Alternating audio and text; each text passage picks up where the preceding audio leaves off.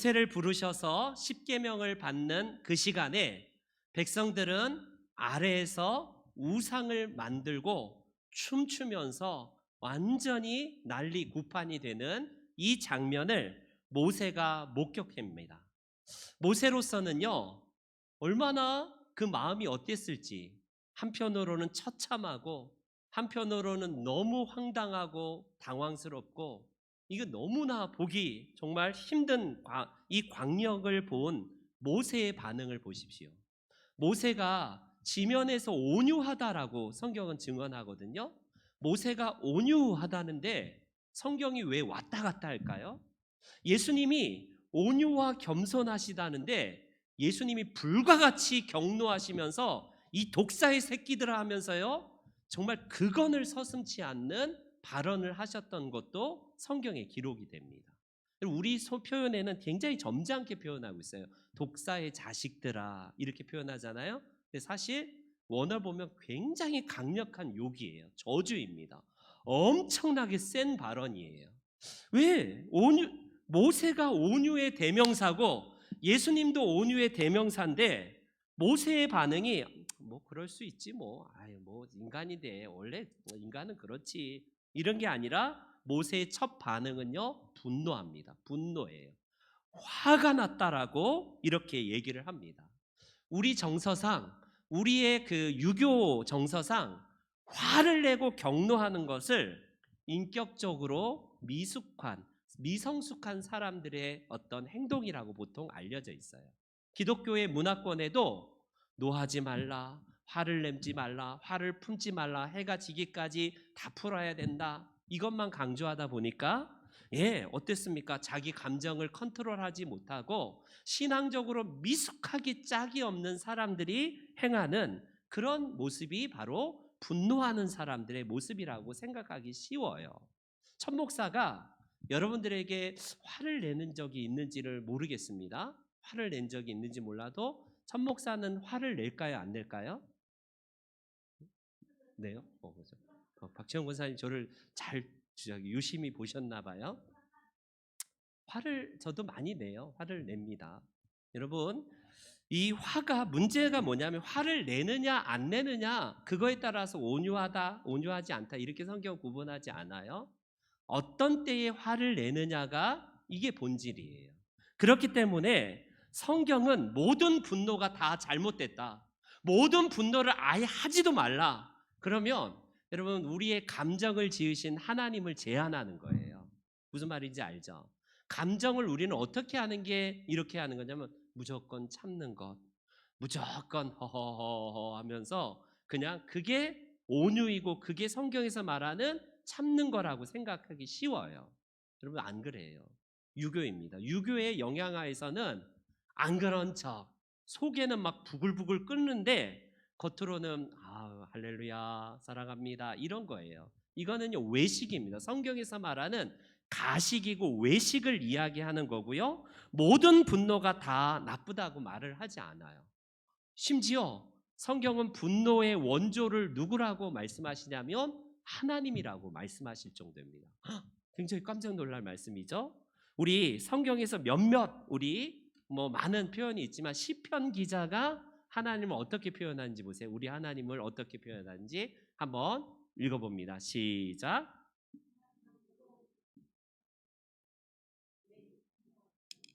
가끔씩 분노하시는 하나님이 아니라 매일 분노하시는 하나님이시다. 우리가 하나님의 속성을 신학교에서 배울 때에 하나님의 공유적 속성에 갖고 이런 속성을 온유하신 분, 끊임없이 참으시는 분. 그런데 신학교에서도 하나님은 분노하시는 하나님 이런 표현 안 가르쳐요.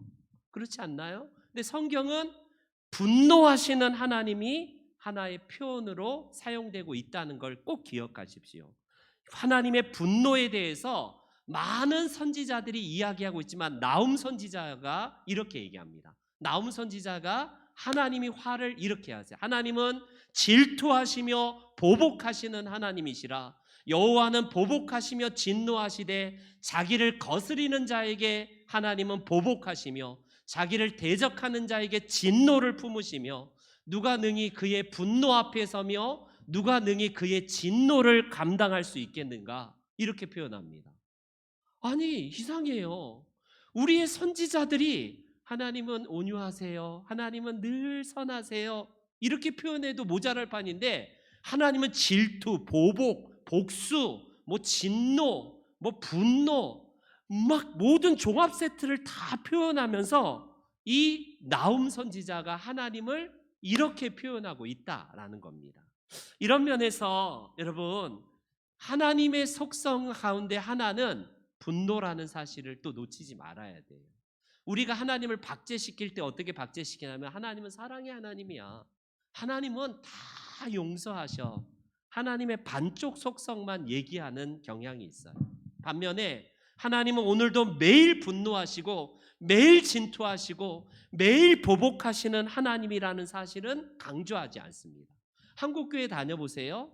서울 사랑의 교회 때문인지 몰라도 전국에 우리 인천만 해도 사랑의 교회, 사랑의 교회, 사랑의 교회 가는 곳마다 사랑의 교회가 없는 교회 도시가 없습니다. 농촌에도 다 사랑의 교회 있어요. 근데 제가 볼 때 정의의 교회는 한 군데도 없더라고요.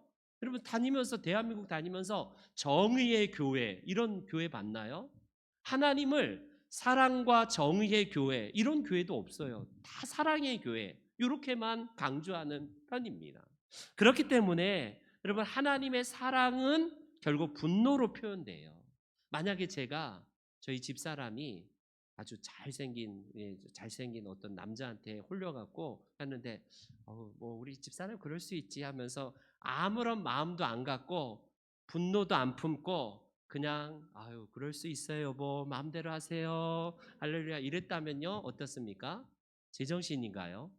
사랑의 또 다른 속성은 분노하고 화를 내고 질투하는 게 보편적인 모습이라고 할 수 있습니다. 지금 그런 면에서 모세의 분노는 타당해요. 합당합니다. 모세가 그것도 못 참고 어찌 그럴 수 있는가가 아니라 모세의 마음은 곧 누구의 마음을 대변하는 거냐면 하나님의 마음을 대변하는 거예요. 왜? 지금 하나님의 거룩한 말씀으로 이제 이들이 언약 갱신으로 하나님의 백성으로 출발해야 됨에도 불구하고 그들은 금송아지를 섬기면서 광란의 밤을 보내고 있어요. 광란 파티를 밤새도록 즐기고 있습니다. 여러분 그 당시의 문화를 보세요. 오늘날도 그러지만 옛날에는 우리 뭐 조용하게 놀겠습니까? 사람은 예나 지금이나 속성이 변함이 없어요. 그때 음악이 지금처럼 막 짱짱짱 뭐 이런 음악은 없을지 모르지만 엄청난 악기를 동원해서 막 밤새도록 광란의 시간들을 보냈다는 사실이에요. 누구도 없이 하나님 없이 우리는 저 신이 있으니까 우리는 이제 와 즐겁다 이거 아니겠어요? 결국 모세가 이해할 수 없는 행동을 합니다. 십계명을 하나님이 친히 쓰신 십계명을 지가 뭐라고 자기가 뭐라고 그걸 화가 나서 집어 던져서 깨뜨려 버려요. 이걸 어떻게 이해해야 될까? 하나님이 모세에게 순간 딱 말씀하셔서 모세야 집어 던져 마치 아바타처럼 뭔가 하나님의 사주를 받은 듯한 것도 아닐 텐데 모세가 순간 화가 나서 하나님이 친히 기록한 그 십계명 그 귀한 십계명을요 백성들을 향해서 집어 던져서 깨뜨려 버립니다. 여러분 이런 면에서 우리는요 어떻게 하는지 보세요. 오늘 본문에 그것을요 가루로 만들어서 결국에는 어떻습니까? 금송아지를 다 부셔서 가루로 만들어서 결국 그것을 백성들에게 물로 해서 마시게 하는 의식을 모세가 치릅니다. 이건 일종의 저주 의식이라고 할 수 있어요. 저주 의식. 금송아지를 섬기면서 그렇게 난장판을 만들었던 그들 가운데 모세가 화가 나서 십계명을 던졌고 금송아지를 결국 불태워 버려서 그 가루를 이스라엘 백성들에게 물로 해서 마시게 했다라는 성경의 표현을 보면요 결국 이곳에만 그치지 않고 레위족의 사람들이요 결국 칼을 빼들고 우상 숭배에 앞장선 사람들 그 사람들 3,000명을 칼로 도륙합니다. 엄청나게 끔찍한 일이에요. 아니 아무리 우상 숭배를 했기로서니 어떻게 같은 동족을 그것도 하루에 3,000명이나 칼로 도륙할 수 있는가? 우리의 지금의 개념으로 보면 성경은 온통 사륙하는 책, 하나님을 막 보복하고 죽이고 막 죽이고, 이방인들뿐만 아니라 같은 민족이라고 할지라도 막 우상 숭배하면 다 잡아 죽이는 무서운 하나님처럼 비춰지지 않습니까? 우리 시각의 현대적인 잣대로 성경을 보니까 이런 의문점을 넘어서 성경을 이해가 안 되는 책으로 볼 수가 있을 거예요. 그러나 그 당시에 문화를 생각하면 충분히 이해할 수 있는 모습이라고 할 수 있습니다. 어찌 보면 이 모세의 이 행동이 이스라엘 전부를 다시 살리게 되는 기회가 된 겁니다. 모세가 분노하고 화를 냈다는 것은 곧 하나님의 마음을 대변한 거예요. 하나님의 마음을 대변한 겁니다. 모세가 만약에, 여러분, 하나님께서 다 화가 나서 이스라엘 백성들 전부를 다 진노하셔서 그 죄로 인해서 다 없앴다면요, 몇몇 소수의 레위족뿐만 살아남았지 다 멸족을 당했을 겁니다. 그런데 모세가 앞장서서 십계명을 집어 던졌고요, 일종의 이 계약을 파기시켜 버린 거예요. 하나님은 신실하게 이스라엘 백성들과 계약을 맺기 위해서 내려오셨는데, 십계명을 통하여서 이스라엘 백성들이 정면으로 계약을 파기한 것을 상징적으로 모세가 집어 던져서 십계명을 깨버리고요, 그리고 나서 결과적으로 하나님 앞에서 대신 모세가 화를 내어서 몇몇을 죽인 결과 하나님의 진노가 가라앉게 되는 계기가 됩니다. 여러분, 누가 옆에서 내가 화가 나 있는데 대신 막 나서주고 대신 내 마음을 이해해주면 좀 내 마음이 조금 누그러져요. 누그러지는 그게 있습니다. 이와 유사한 장면을 우리는 민수기를 통해서도 볼 수 있지 않습니까? 민수기에서 보면 이스라엘 백성들이 이 이후에 보면 또 광야에서 막 또 난장판을 우상 숭배를 또 섬깁니다. 우상을 섬기는 잘못을 저질렀을 때에 그때 하나님의 심판이 내려서요, 엄청나게 전염병으로 이스라엘 백성들이 많이 죽어가요. 그때에 우상 때문에, 전염병 때문에 죽어가는 이 현장에서 놀랍게도, 놀랍습니다, 한쪽에서는 성적으로 정말 음란한 행위를 하는 그런 사람들도 있어요. 우상의 숭배와 더불어서 이방의 영향이죠. 보통 성적인 난잡한 행위를요, 그걸 행하는 자들이 있기 때문에 그때의 이 모습을 보고요, 제사장 비느하스가 그 자리에서 간음하는 이 남녀를요 그대로 창으로 찔러 죽입니다. 그런 행위를 우리는 보면서 어떻게 참담해, 어떻게 제사장이 저렇게 사람 목숨을 함부로 저렇게 죽이지, 그것도 서로 성행위하는 그 장면을 그대로 그냥 그 자리에서 찔러 죽이는 모습을 보면서 끔찍하다 이렇게 생각할지 모르지만, 성경은 이 비느하스의 이 행동을 뭐라고 평가하는지 보세요. 민수기 25장 11절 말씀입니다.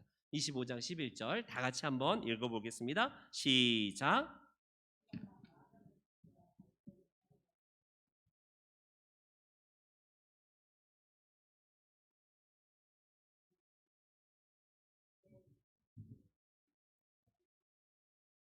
여러분, 여기서 내 질투심 보세요. 하나님의 질투심을 대신 비느하스가 했다. 그래서 그 질투심으로 말미암아 그들을 다 소멸하지 않게 했다. 너무 유사하지 않나요? 오늘 모세가 하나님의 질투심을 대신 그 분노로써, 그리고 몇 명을 죽임을 통해서 하나님이 전부를 죽이는 것을 하지 않게 한 것과 똑같이, 이 이후에 제사장 비느하스도 동일하게 모세처럼 하나님의 거룩한 분노를 가지고 그 음행하는 자들을 죽였다라는 사실을 성경은 기록을 하게 됩니다.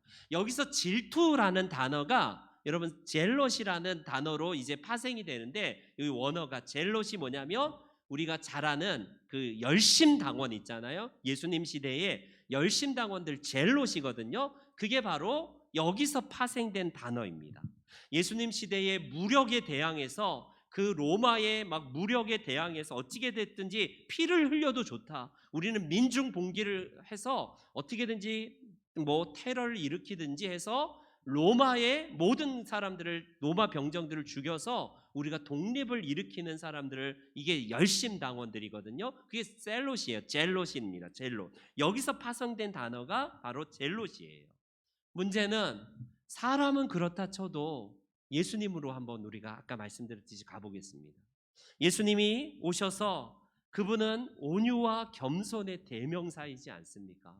늘 누구를 만나도 온유하고 부드러우신 그분이 갑자기 엄청나게 분노하면서 폭언을 하는 모습을 성경은 보여주고 있어요. 그것도 예루살렘 성전에서 이런 일들이 발생되고 있는데, 요한 사도는 사복음서에서 다 기록되고 있지만 요한은 이 장면을 유달리 자세하게 소개하고 있어요. 예수님께서 노끈으로 채찍을 만드셔서 어떻게 했냐면 양이나 소를 다 성전에 내쫓으셨다라고 표현하고 있고요. 돈 바꾸는 환전상들의 돈을 다 쏟아 부으시고요. 상을 둘러 엎으셨다라는 과격한 예수님의 이 모습을 보여줍니다. 예수님이 온유하신 분인데 예수님의 또 다른 하나의 속성이 바로 분노하시는 예수님의 모습을 성경은 그리고 있어요. 놀랍게도 이 요한복음의 이 모습 뒤에 요한은 예수님의 이 장면을 뭐라고 소개하는지 그 다음에 보면 이런 표현을 합니다. 예수님이 제자들이 성경 말씀에 주의 전을 사모하는 열심이 나를 삼키리라 한 것을 기억하였더라, 이렇게 말합니다. 여기서 열심, 아까 질투라는 그 어원과 비슷한 셀롯이에요. 젤롯입니다. 그 바로 그 열심과 그 질투가 같은 언어인데 저 열심이 분노를 일으켰다는 거예요. 예수님의 열심은 성전에서 장사치들의 도둑들의 소굴로 만든 그 모습을 보면서 분개하시고 분노하시는 모습으로 성경은 그리고 있다라는 사실입니다. 결국 그거예요. 예수님께서 바로 이런 모습을 통하여서 분노하는 자가 다 나쁜 사람이 아니라는 것을 성경은 증언하고 있습니다. 분노할 때에 우리는요, 때로는 분노가 하는 사람을 미성숙한 사람들이 대부분이지만 아무 때나 막 화를 내고 아무 때나 소리 지르고 아무 때나 막 신경질 내고 이런 사람은 사실 미성숙한 사람 맞아요. 그러나 때에 따라서 뭐에 반응하여서 화를 내고 분노하느냐에 따라 달라집니다. 그때에 여러분 바로 그거예요. 분노하는 사람은 때로는 의로운 사람일 수도 있구나. 분노 자체가 다 백해무익하고 나쁜 게 아니라 뭐에 분노하느냐에 따라서 분노가 정당할 수도 있겠구나라는 사실을 성경은 말합니다. 근데 문제는 뭐예요? 우리는 바꿔 생각합니다. 내가 화를 내는 것은 의분이라고 표현을 해요. 의로운 분노, 거룩한 분노라고 이렇게 얘기하고 있고요. 또 다른 사람이 화내는 거는 성격 이상자, 아우 저 사람들, 이렇게 바꿔 생각합니다. 인간은 충분히 그렇게 해요. 예수님처럼 우리는 정말 기준을 가지고 그렇게 하지 못하고 어떻게 합니까? 내로남불이에요. 내가 화를 내는 것은 정당한 거야. 내가 하는 것은 다 의로운 분노야. 저놈이 하는 것은 다 미성숙하고 정말 어리디 짝기 없는 그런 사람의 행동이야. 이렇게 생각한다니까요. 그래서 가급적 우리는 화를, 정말 분노를 아무 때나 내는 건 아니라고 할 수 있지만 때로는 거룩한 분노가 필요해요. 거룩한 분노. 그것이 내 명예와 이익을 위해서가 아니라 하나님의 거룩과 하나님 나라의 그 합당한 분노는요, 꼭 필요한 것이라고 할 수 있습니다. 때로는 여러분 한국 교회를 보면서 안타까울 때가 참 많지 않나요? 그런데 때로는 한국 교회를 향해서 조롱의 대상, 완전히 그냥 너무 시니컬해 갖고 너무 막 너무 힘들게 막 말하시는 분들이 있더라고요. 냉철하게 한국 교회를 싸잡아서, 그것도 막 목회자들 막 싸잡아서 말하는 분들이 있어요. 저는 그런 분들이 다 나쁘다고 생각하진 않습니다. 그런 분들이 필요해요. 목회자. 그런데 문제는 뭐냐면 그 이면에는 나는 그 안에 없고 다 저놈들이 잘못이야. 이게 너무 안타깝습니다. 내가 그 안에서 나도 하나의 죄인이고 나도 연약하게 짝이 없는 사람일 수도 있다라는 사실을 이렇게 한다면요, 좀 언어가 조금 순화될 텐데 세상의 방식을 너무 많이 닮아 있어요. 너무 무서운 언어들이 그 비판하는 건 좋은데 너무 날카롭고 너무 사람의 상처를 난도질하는 것이 우리 그런 모습들이 있다라는 사실입니다. 때로는 여러분 분노를 하고 한국교회 개혁을 요구하는 몇몇 선지자 같은 사람들이 있어요. 유튜브에도 있습니다. 보면 한국교회 목회자들 중에도 있고요. 평신도들도 있어요. 심지어 하나의 직분도 받지 않고 오늘도 거의 세례 요한처럼 이 한국교회라는 광야에서 외치는 사람이 있습니다. 개혁을 해야 된다. 하나님 말씀으로 돌아와야 된다. 누구 아무도 안 알아주는데 혼자 세례 요한처럼 광야에 외치는 자의 소리처럼요. 한국교회와 목회자들의 자정과 그 개혁을 계속해서 한국교회의 개혁을 요구하는 그런 분노를 하는 사람들이 있어요. 여러분 그들의 소리가 때로는 날카롭긴 하지만 그들의 분노는 타당해 보입니다. 타당해 보여요. 저 같은 목회자가 또다시 이 한국교회를 혹시 어지럽게 하는 건 아닌가? 내가 그렇게 막 어지럽게 하는 그 목회자 중에 한 사람은 아닌가? 그런 얘기를 들을 때마다 저도 저 자신을 돌아볼 때가 있어요. 그래서 그런 분노하는 사람들을 아유 시끄러운 사람, 한국교회를 어지럽히는 놈들, 어지럽히는 사람들 이렇게 매도할 수는 없는 겁니다. 때로는 그들의 소리가 우리가 주목해야 될 거예요. 그런 면에서 여러분 어떻습니까? 이번 4월 10일 다음 주 언제죠? 수요일이죠. 이제 딱 일주일 남았어요. 선거가. 그것도 22대 국회의원 선거입니다. 국회의원 선거예요. 우리나라가 2000년 넘어와서 좀 아픈 역사들이 좀 몇몇만 소개하겠습니다. 3월 26일에 천안함 피격 사건으로 젊은이들 54명이 산화해 버렸어요. 천안함 피격 사건으로. 근데 천안함 피격 사건에서 진상을 뭐라고 해요? 다막뭐 자기 여야의 진영 또 뭐 이게 뭐 진보와 보수의 진영으로 나누어져서 이걸 자작극이네 뭐 북한이 아니네 뭐 북한이 뚜렷하게 한 것으로 드러나도 내가 보고 싶어하고 내가 믿고 싶어하는 것만 믿는 사람들의 속성이에요. 어떻습니까? 이걸 정치 논리로 가져가서 자기 이익의 셈법에 맞춰서 하는 게 이게 세상의 사람들의 모습 아닙니까? 여러분 세월호 10주기의 올해가 세월호 4월 16일 세월호 10주기입니다. 304명의 아이들이 목숨이 하루아침에 청춘이 사라져버린 날이에요. 10월 29일 이태원 참사 159명의 젊은이들과 정말 그 생명들이 아까운 생명들이 압사사고 난다. 최근에 해병대 최상병 순직 사건 등 여러 우리나라에 일어났던 최근에 뭐 2000년 이후에 여러 사건들이 있지 않습니까? 다 젊은이들 죽은 사건만 제가 이렇게 올려봤어요. 저는 여냐 야냐 이걸 가지고 정쟁의 논리를 가져서 이념 논쟁화해서 이 자기의 정치적 셈법에 따라서 이걸 물고 넘어가려는 그걸 지금 얘기하는 게 아니에요. 뭐가 맞냐 틀리냐 이걸 제대로 진상을 규명하지 말고 뭐가 덮으려는 시도 이것도 다 잘못된 거 아니겠습니까?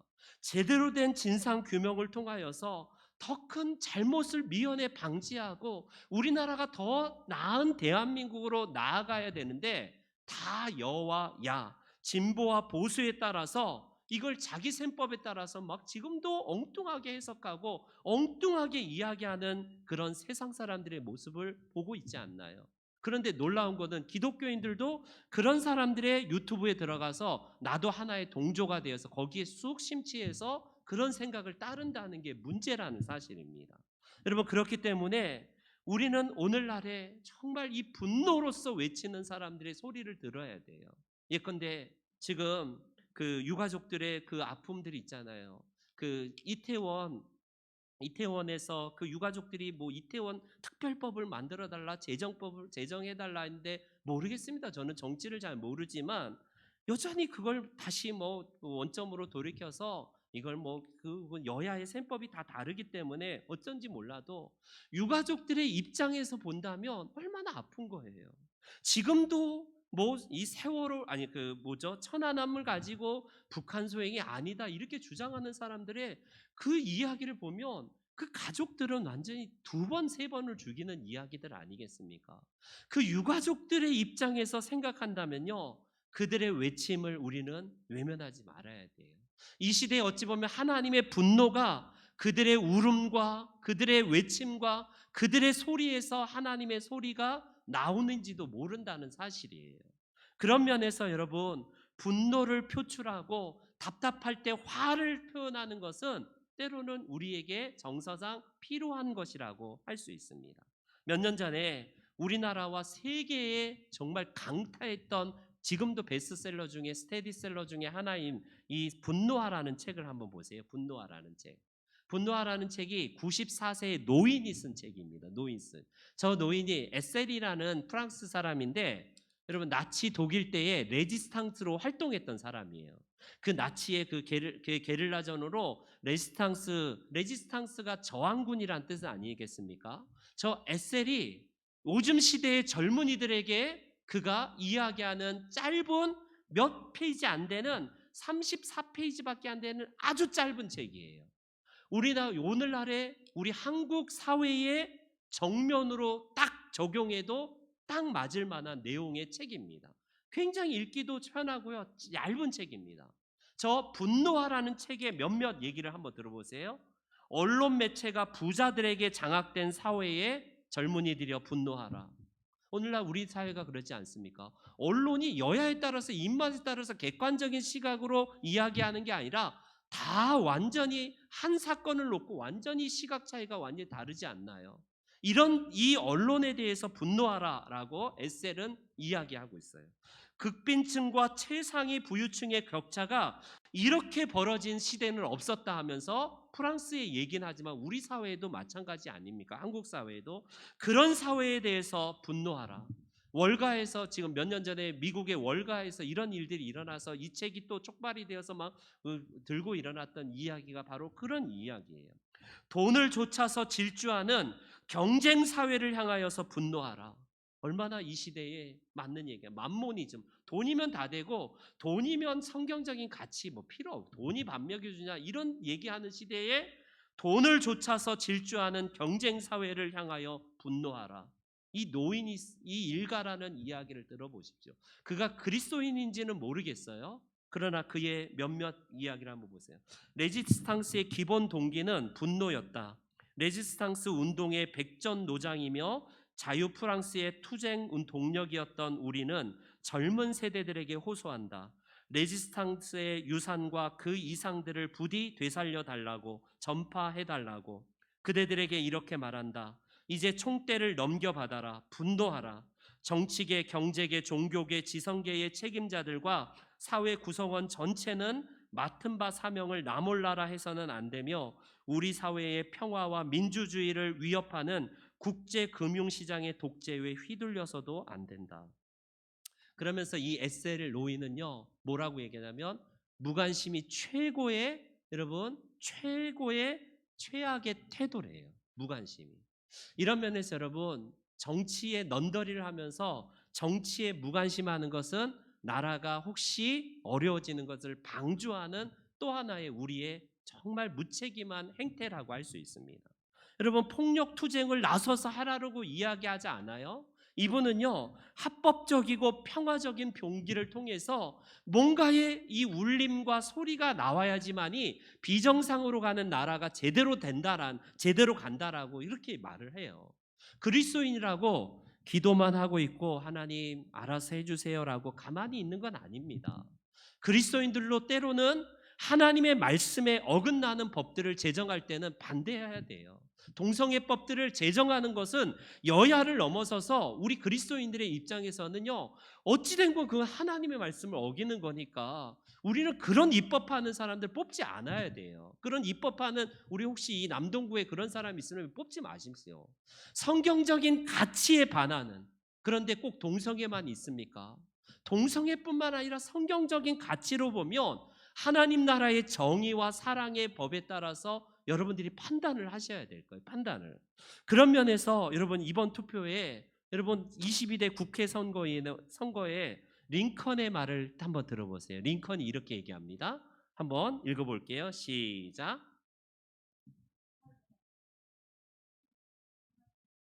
굉장히 아주 그냥 굉장히 맞는 말이죠.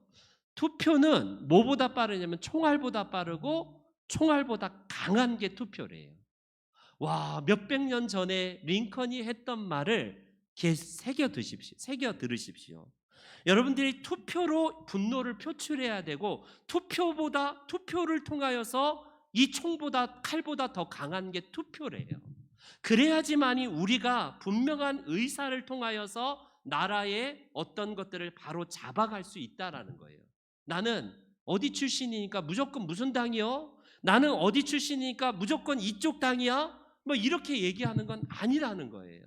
우리가 최소한 뭐가 구세대냐 신세대냐에 따라서 막 당이 달라지고 이런 걸 말하는 거 아닙니다.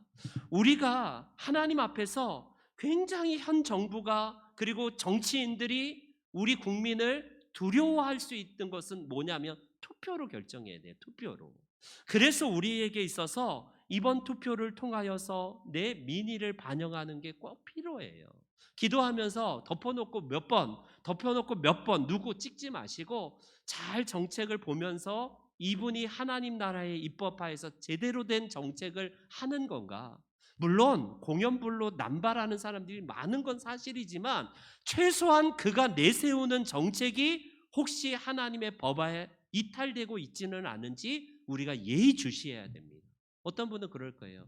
이번 현 정부에 힘을 실어줘야 됩니다. 이번 윤석열 정부가 더욱더 국정 운영을 잘해갈 수 있도록 힘을 실어줘야 됩니다. 막 강력하게 말하시는 분도 있어요.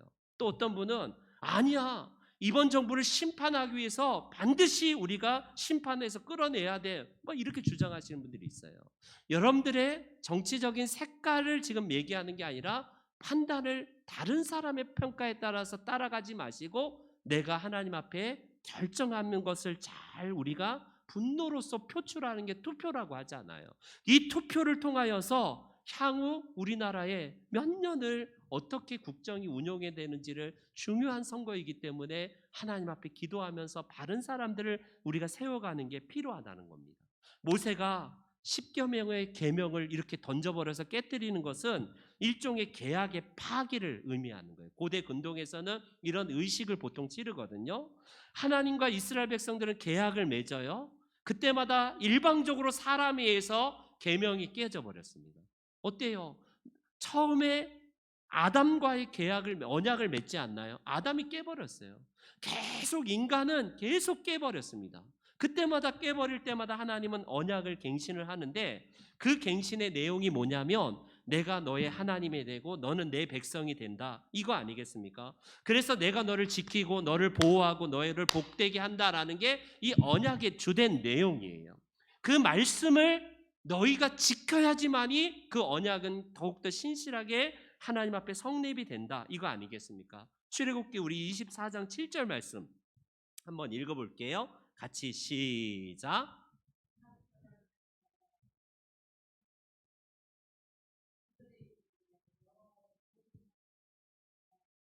아멘. 하나님은 언약을 갱신함을 통하여서 이스라엘 백성들에게 뭘 기대하냐면 우리가 이 말씀대로 순종하겠습니다. 그대로 따르겠습니다. 이게 언약의 상대방과 같은 쌍방에서 맺은 계약이 유효한 거 아니겠습니까? 일방적으로 깨뜨려 버리면 지금도 마찬가지지만 제가 누군가와 계약을 맺었는데 함부로 막 일방적으로 깨뜨리면 이 언약이 완전히 그냥 무산되는 것처럼 이스라엘 백성들 입장에서는 하나님 말씀에 신실하게 응답하고 순종해야 돼요.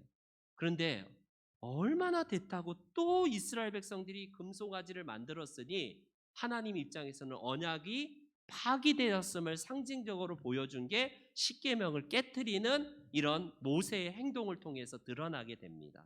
문제는 여러분, 호세아 선지자가 이 언약을 깨트린 이스라엘 백성들을 향해서 이렇게 얘기하는 말씀이 나와요. 여호와께서 이르시되 그의 이름을 암미가 아니다거든요. 너희는 내 백성이 아니요 나는 너희 하나님이 되지 아니하겠다. 하나님의 언약을 일방적으로 깨뜨려 버린 이스라엘을 향해서 하나님이 선언하시는 내용이 나 너희 더 이상 너희와 언약 갱신을 안 해, 이거예요. 하나님이 인간적인 표현으로 하신 거죠. 그다음 예레미야 선지자를 한번 보세요. 비슷하게 얘기합니다. 예레미야 선지자는 여호와의 말씀에 보라 날이 이르리니 내가 이스라엘 집과 유다 집에 새 언약을 맺으리라. 이 언약은 내가 그들의 조상들의 손을 잡고 애굽 땅에서 인도하여던 날에 맺은 것과 같이 아니할 것은 내가 그들의 남편이 되었어도 그들이 내 언약을 깨트려 버렸다라고 이렇게 말합니다.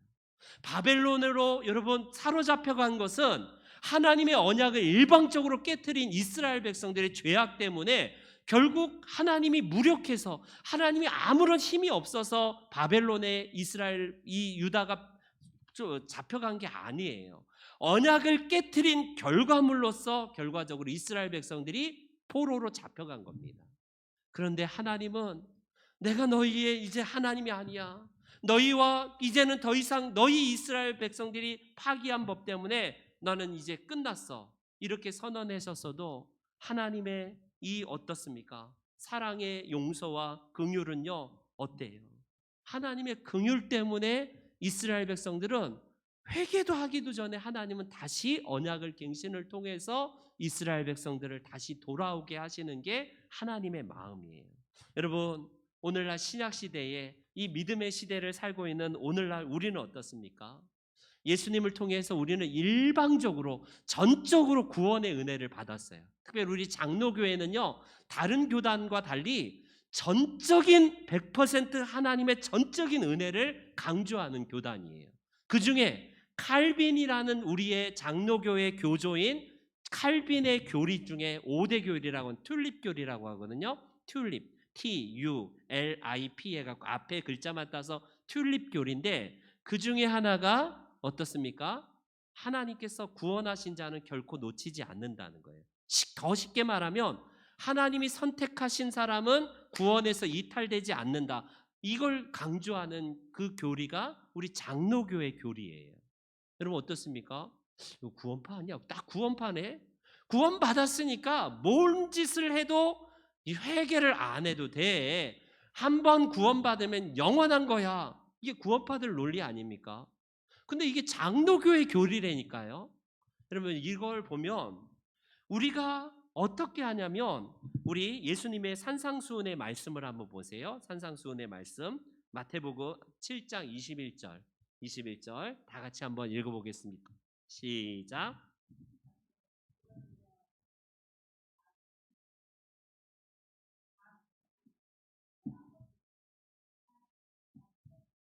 아멘 아멘. 장로교회 교리는 하나님께서 선택하시고 구원하면 영원한 구원이라고 우리는 그렇게 믿고 있고 그렇게 알고 있는데 오늘 본문 이 마태복음의 예수님은 나더러 주여 주여 외친다고 아니다 아니다. 하늘의 뜻대로 행하지 않으면 하나님 뜻대로 행하지 않으면 그는 구원받은 자가 아니다 이렇게 말합니다. 여러분 장로교회 교리가 여러분 우리가 오용하기 쉽다라는 것을 먼저 인정하셔야 돼요. 아까 그랬잖아요. 나는 의로운 분노를 해. 이것과 똑같이 인간은 교묘하게 이걸 바꿔버려요. 어떻게? 난 구원받았으니까 더 이상 뭐 어떠냐. 여러분 이렇게 하지를 않길 바래요. 구원받은 자는요 더 선명하게 하나님 앞에 구원의 감격을 가지고 구원의 은혜를 붙들면서 전적인 은혜를 붙들면서 더 신실하게 살아가는 게 우리의 장로교회예요. 근데 사람은 악해서 어떻게 바꿔버리냐면 야 구원받았는데 뭐 룰루랄라 뭐 살다가 우리는 어차피 뭐 천국 가는 건데 여러분 이러지 않길 바래요. 저는 이 교리를 인간적인 입장에서 보는 게 아니라 하나님의 선택은 결코 후회함이 없다. 하나님은 전적인 은혜로 우리를 구원받음에 있어서 그분은 결코 취소됨이 없다라는 하나님 입장에서의 교리로 먼저 받아들이셔야 돼요. 사람 입장에서는 내가 구원받았는지 안 구원받았는지 우리 스스로가 날마다 하나님 앞에 더 성화가 되고 있는지 보면 알아요. 그런데 나는 구원받았으니까 하면서 방종하면서 사는데도 아무런 성화의 어떤 그런 변화의 것들이 없고 나더러 주여 주여 하는 자마다 다 구원받은 게 아니라 다 하나님 뜻대로 행하는 자가 구원받아 같은 의미예요. 장로교의 이 교리랑 같은 의미입니다. 그렇기 때문에 우리의 신실함과 믿음은요 결과적으로 구원받는 조건은 아니지만 구원받은 이후에 우리의 신실한 순종과 하나님 앞에 날마다 엎드리면서 더 성화되기 위해서 몸부림치는 것은요, 성경에서 적극적으로 말하는 거예요. 야, 구원받았으니까 필요 없어. 야, 구원받았기 때문에 아무런 필요 없어. 이거는요, 방종이에요. 성경에서 말하지 않습니다. 구원받았기 때문에 더 은혜롭고 더 신실하게 더 내 몸을 쳐서 복종하는, 이게 필요하다라는 사실을 성경은 강조하고 있습니다. 이제 결론을 맺을게요. 여러분, 하나님은 우리들이 연약한 거 아십니다. 이 언약을 파기해버린 인간을 향해서 하나님도 상징적으로 모세를 통해서 언약을, 십계명을 깨버렸지만, 하나님은 또 속도 없으시지.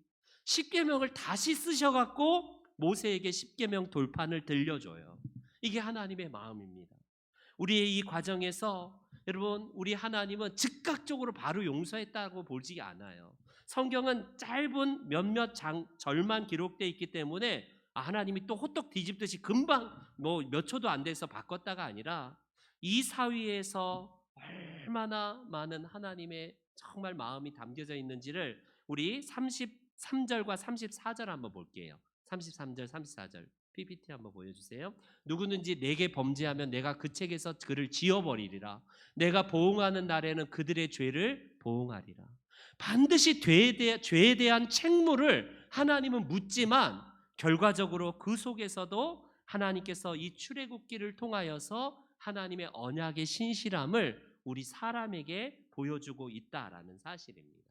바벨론의 포로에서 돌아온 것은 이스라엘이 잘못해서 회개해서 그들이 막 자각을 해서가 아니라 여전히 하나님의 은혜였어요.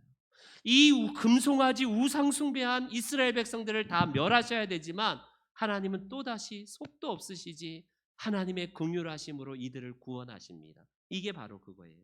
우리가 열왕기상, 우리 요즘에 이제 묵상하고 있잖아요. 솔로몬이 성전에서 낙성식을 하고 나서 한 기도를 한번 보세요. 솔로몬의 성전 낙성식 기도를 한번 보세요. 만일 주의 백성 이스라엘이 주께 범죄하여 적국 앞에 패하게 되므로 주께로 돌아와서 주의 이름을 인정하고 이 성전에서 주께 기도하며 간구하거든 주는 하늘에서 들으시고 주의 백성 이스라엘의 죄를 사하시고 그들의 조상들에게 주신 땅으로 돌아오게 하옵소서. 하나님의 마음입니다. 하나님은 일방적으로 계약을 깨트린 인간을 향해서 여전히 긍휼의 마음으로 하나님은 다시 기회를 주신다는 거예요. 우리 신명종안교회 성도 여러분, 우리는 일방적으로 이스라엘 백성들과 똑같이 닮은 성정이지만, 우리가 날마다 습관적으로 죄악을 반복하는 것은 막아야 돼요. 우리 위에 새는 날아가는 건 막을 수 없지만, 내 머리 위에다가 새가 앉아서 둥지를 트는 것은 우리는 막을 수 있지 않습니까? 우리의 생각과 우리 악한 생각들이 스쳐 지나갈 때가 하루에도 얼마나 많아요. 근데 그걸 구체적으로 내가 탁 생각의 집을 딱 만들어서 계획하고 실행하는 거는 구원받지 않은 사람들의 모습이에요. 오늘 우리 모든 성도님들 한 분 한 분이 하나님께서 믿기가 화려한 이 세상의 모습을 따라가지 아니하고 말씀 앞에 소수의 레위인들처럼 하나님의 말씀으로 순종하며 걸어가는 저와 여러분들의 삶이 되시기를 주의 이름으로 축원합니다.